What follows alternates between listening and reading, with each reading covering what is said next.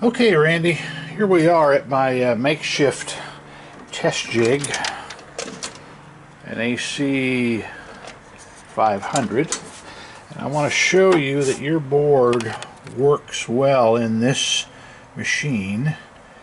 The reason I have the board hanging in there is I did not unbolt my other board in there, just a little easier. These are so hard to work on. Alright, I think I may have not plugged it in. Yeah, alright, here's our plug. Hang on here.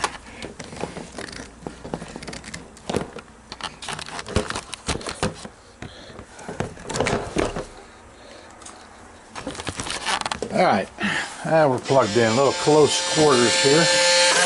As you can hear, it came on. I've got a solid light on the validator, solid green on the board.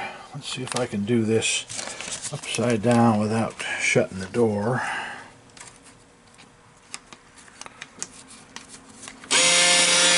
Alright, 4 quarters hopefully. 1, 2, 3, 4. Okay, let's try it one more time just to be sure it wasn't a fluke.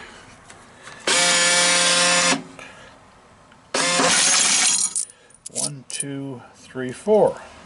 I'm a little worried with the fact that you said it shorts a quarter every time in your machine, because that is generally the hopper. The little red flipper in the old compact hopper breaks in half.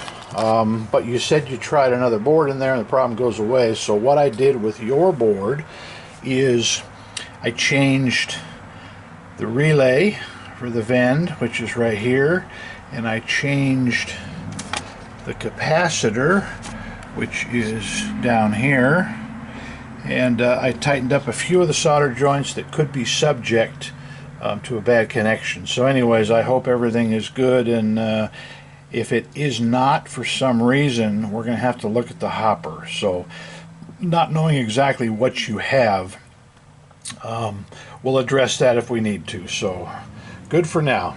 Thanks, Randy, for your business. Out.